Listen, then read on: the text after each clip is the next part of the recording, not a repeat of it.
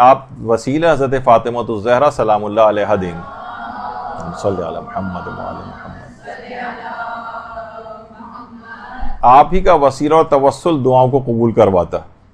باقاعدہ جو کتاب لکھی گئی ہے نوردبان آسمان کے نام سے، اس میں آیت اللہ سید رضا بہاؤالدینی وہ یہ فرماتے ہیں کہ ہم یہ بات جانتے ہیں کہ جس درخواست پر بھی حضرت زہرا کے دستخط ہو جائیں اس پر گویا رسول اور ائمہ کے دستخط بھی ہو گئے. یہ سمجھ جائیے کہ اس پر رسول اور ائمہ نے بھی دستخط کر دی. جس دعاؤں کی درخواست پر حضرت زہرا نے دستخط فرما دیے بس خود بخود پیغمبر اسلام اور تمام معصومین کی دستخط بھی اس پر ہو جاتے ہیں، اور فرماتے ہیں یہ ایسی بات ہے جس میں کوئی کلام نہیں، کوئی کلام نہیں، کوئی دوسری بات نہیں.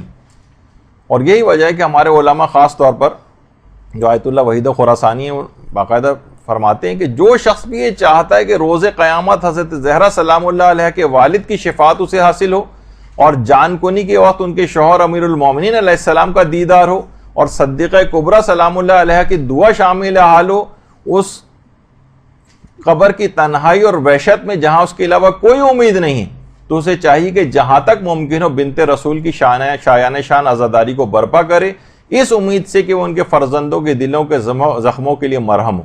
تو آپ نے فرمایا کہ یہ جلوس اور مجالس عزا اس آیت قل لا اسألکم علیہ اجرا الا المودۃ فی القربى کا مصداق ہے.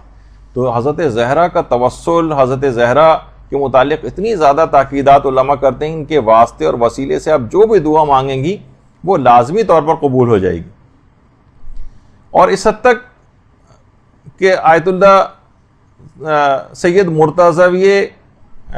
مرتضی رضوی کشمیری، یہ کشمیر کے علاقے کے تھے، اور یہ ملا حسین قلی حمدانی کے شاگردوں میں سے تھے، خود عرفہ میں تھے. وہ فرماتے تھے کہ ایک دفعہ رمضان ہی کے دن تھے، افطار کے بعد ملا حسین قلی حمدانی جو ہے وہ مدرسے میں فجر کے قریب جو ہے اور نماز جماعت فجر کی مدرسے کے اندر ہوتی تھی. چابی گھر بھول آئے. اب لوگ سارے باہر کھڑے ہوئے ہیں، اتنا وقت بھی نہیں تھا کہ گھر واپس جاتے اور چابی لے کر آتے. تو اپنے آنے والے جو ساتھ میں افراد تھے ان کی طرف متوجہ ہوئے اور کہا کہ مشہور ہے کہ مادر موسیٰ کا نام لینے سے تالے کھل جاتے ہیں، تو کیا ایسا ممکن ہے کہ میں فخر مادر موسیٰ حضرت زہرا سلام اللہ علیہ کا نام لوں اور تالا نہ کھلے؟ کہہ رہے ہیں ابھی نام جملہ مکمل نہیں ہوا تھا کہ اسی وقت مدرسے کا تالا خود بخود آواز آئی اور جھٹکے سے تالا کھل گیا. صلی اللہ علیہ وسلم.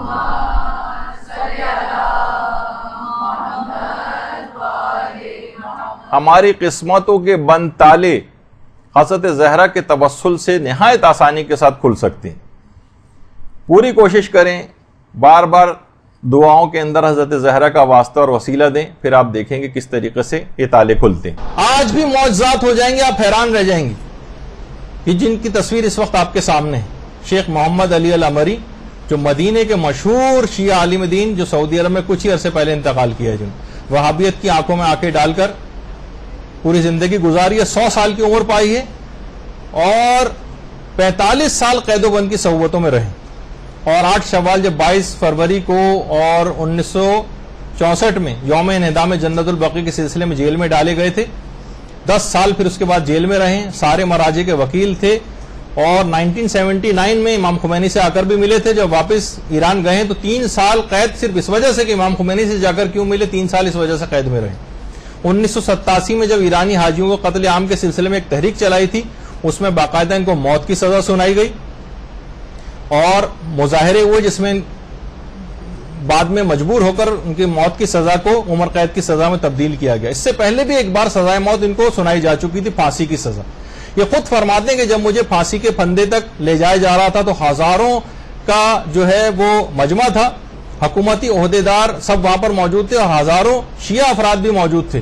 اور اس وقت میرے گلے میں پھندا ڈال کے اور جو ہے میرے گلے میں پھندا ڈال دیا گیا پھانسی دینے کے لیے. تو اسی وقت میں نے حضرت زہرا کی قبر کا رخ کیا اور زیر لب کہا کہ شہزادی، فقط آپ کی عزت و حرمت اور دفاع کے لیے پھانسی کا پھندا میرے گلے میں ڈلا، آج آپ ہی میری مدد کر سکتی ہیں. حضرت زہرا سے توسل کیا، اسی وقت پھانسی کا پھندا کھینچا گیا ان کا جسم मुकद्दस जो है उसके ऊपर 30 सेकंड तक लटकता रहा। अचानक से वो रस्सी जो गले में पड़ी हुई थी वो टूट गई और उनका जिस्म अल्लाहुम्मा सल्ली अला मुहम्मद व अला मुहम्मद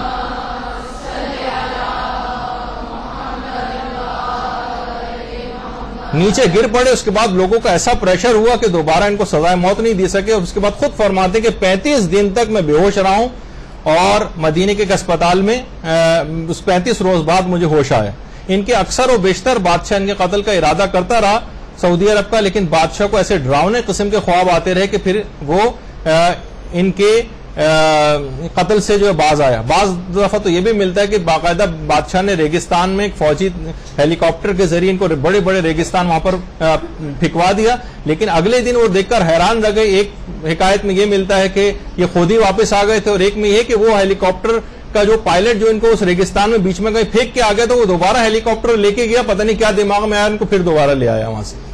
तो बहरहाल ये तमाम चीजें ऐसी हैं कि आप आज भी, अच्छा खास तौर पर इमाम खुमैनी और आयतुल्लाह खामनेई से तो थे ही बहुत ज्यादा अकीदतमंद, लेकिन आयतुल्लाह खुइर आयतुल्लाह सिस्तानी से इस हद तक अकीदत रखते थे कि एक उनकी तस्वीर फ्रेम करवा के जो तस्वीर में भी आपके सामने अपने सिरहाने जो है वो रखा करते थे। तो बहरहाल ऐसा तवस्सुल हो, सही मौजज़ात आज भी हो सकते हैं। हर वो आप जिस दुआ के मुतालिक भी बेयकीनी का शिकार हो, वो आज आप देखेंगे कि आपकी दुआ किस तरह से परवरदिगार आलम कबूल कर लेगा।